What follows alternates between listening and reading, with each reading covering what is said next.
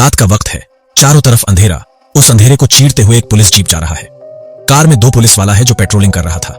इतना तनावपूर्ण काम पर कुछ देर की मनोरंजन के लिए थोड़ा दारू भी साथ में ले रहा था। अचानक कार बंद हो जाता है, स्टार्ट नहीं हो रहा है। बार बार कोशिश करने के बाद भी स्टार्ट नहीं हुआ। पुलिस वाला गुस्से में कांस्टेबल को कार चेक करने को कहा और वो खुद जंगल की तरफ चला गया हल्का होने। आसमान में बादल छाए हुए हैं और कड़कड़ाती बिजली में अचानक उसकी नजर एक पेड़ पर पड़ी। अंधेरे में ठीक से दिखाई नहीं दिया तो कुछ कदम आगे जाके टॉर्च जलाकर देखे वह डर गया। एक लड़की की लाश जो लगता है कई दिनों से वहां पे पड़ा हुआ है। वरिष्ठ पुलिस अधिकारी वहां पे आया और लाश को ठीक से देखा। घुटने टेक कर, हाथ को पीछे बंद कर मुंह को रस्सी से बंध दिया और उसकी सर को ऊपर की तरफ करके किसी ने गला काट दिया। बेहद दर्दनाक नजारा है। यह है प्रकाश, नया डीएसपी बना है। परिवार उसका इस उपलब्धि को सेलिब्रेट कर रहा है। प्रकाश नई उम्मीदों के साथ क्राइम ब्रांच के हेडक्वार्टर गया। डीजीपी उसको एसपी लोकनाथन को रिपोर्ट करने को कहा। अब उनकी मेंटरशिप में काम करना होगा। एक आदमी ब्लैक बोर्ड की तरफ चेहरा करके कुर्सी पर बैठ के बाएं हाथ में एक सिगरेट लेके दाएं पैर को बाएं पैर के ऊपर रख के कुछ सोच रहा है। यह है एसपी लोकनाथन। फिर वो कुर्सी से उठ के इंटर्न पुलिस वालों को अपनी भारी आवाज में कहता है, अटेंडेंस रजिस्टर। तुम सभी लोग यहाँ इसीलिए आए हो ना? साइन करो और निकलो। तभी प्रकाश वहां पे आके दरवाजा खोलता है। लगता है प्रकाश का फर्स्ट इंप्रेशन लोकनाथन के सामने कुछ अच्छा नहीं रहा। फिर डीजीपी के ऑफिस गया और उनको एक केस मिल गया। त्रिची में डबल मर्डर का केस है। एयरपोर्ट में प्रकाश के साथ एक लड़की की मुलाकात होती है। वो लड़की टेक्निकल सपोर्ट टीम से है। उसका नाम बीना है। उनके साथ त्रिची जा रही है। त्रिची एयरपोर्ट में लैंड करके वो लोग त्रिची पुलिस आयुक्त कार्यालय में जाता है। वहां पे उनको केस का विवरण दिया जाता है, सिलसिलेवार हत्याओं का। फिर वो लोग मुर्दा घर पर जाता है लाश को देखने के लिए। डॉक्टर उनको ऑटोप्सी का रिपोर्ट देते हैं। लाश का हालात देख प्रकाश को उल्टी आ जाती है तो एसपी उसको वापस चला जाने को कहता है, लेकिन प्रकाश नहीं गया। फिर वो वारदात की जगह पर जाता है। एसपी लोकनाथन लाश को वैसे अजीब तरह से रखने का क्या मतलब था वो प्रदर्शन करता है। एसपी बोलता है, खूनी किसी और का गुस्सा इन मासूम लड़कियों पर उतर रहा है। फिर एक लड़की सयोनी की लाश मिलती है, ठीक वैसी ही पोजीशन पर। पुलिस जांच से पता चला कि वो किसी एनजीओ में शामिल है। प्रकाश वहां पे गया और लड़की के बारे में पूछताछ करता है। वहां की एक लेडी बताती है, कल रात को सयोनी की स्कूटी खराब हो गई थी, लेकिन वो उसकी स्कूटी को लेके निकल गई। पुलिस पास के एक मैकेनिक की दुकान पर जाके लड़की के बारे में पूछताछ करता है। वहां पे सयोनी की स्कूटी मिलती है। गैराज का मालिक कहता है, स्कूटी का इंजन बंद हो गया तो वो स्कूटी छोड़ के चली गई। एसपी लोकनाथन स्पेशल फोर्स की मांग करता है डीजीपी से पेट्रोलिंग के लिए। रात भर पेट्रोलिंग करने के बाद भी फिर से एक मर्डर हो जाता है। ये लड़की एक पुलिस कांस्टेबल की बेटी होती है। एसपी पुराना केस हिस्ट्री चेक करने को कहता है। अगर कोई केस मिल जाए तो जांच आगे बढ़ सकती है। इस तरह 40 साल पुराना एक अनसुलझा केस मिलता है जहां पीड़ितों को रस्सी से गला घोट के मारा गया। लेकिन 1979 के बाद वो मर्डर बंद हो जाता है।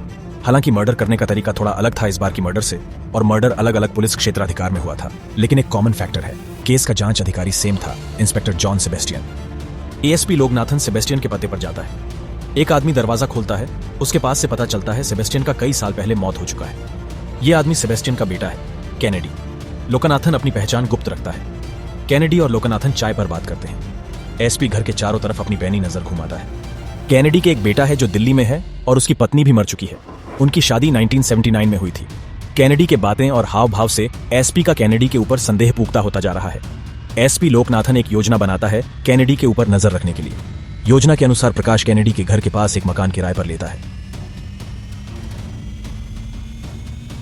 उस रात कैनेडी गाड़ी लेके घर से निकल जाता है। पुलिस उसका पीछा करती है।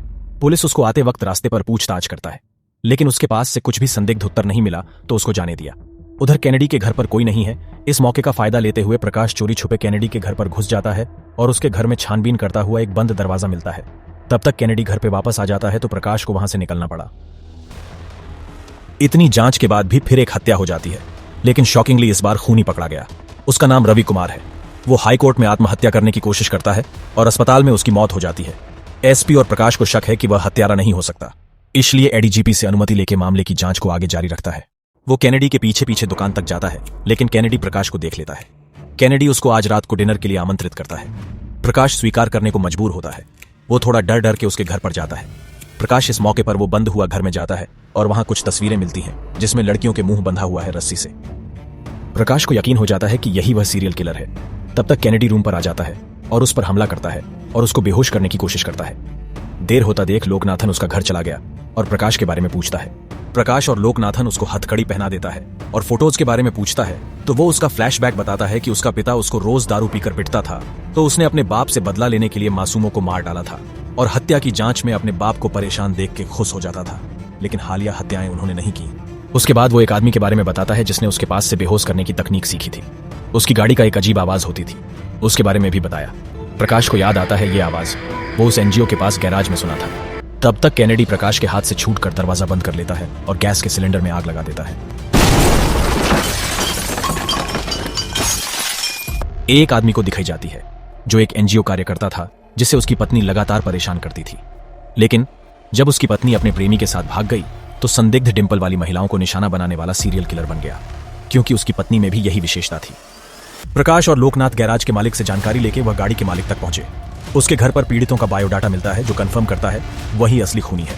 उसके घर से कॉफी शॉप के बिल मिलते हैं। वो लोग उस कॉफी शॉप में जाता है और प्रकाश को हत्यारे के नए टारगेट के बारे में पता चला, जो कोई और नहीं बल्कि वीणा थी। उसके डिंपल भी थे, इसलिए उसका अनुमान लगभग सटीक था। हालांकि उसने उसे हत्यारे के इरादे के बारे में चेतावनी दी थी। हत्यारे ने उसकी गर्दन पर वार किया और उसे कार में ले गया। प्रकाश और लोकनाथन ने उसका पीछा किया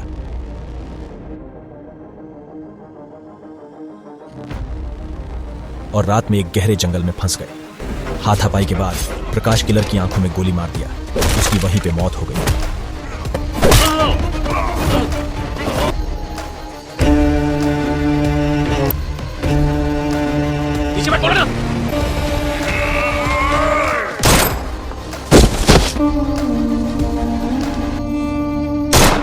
अफसोस की बात है कि लोकनाथन घायल हो गए और उन्हें इलाज के लिए अस्पताल ले जाया गया।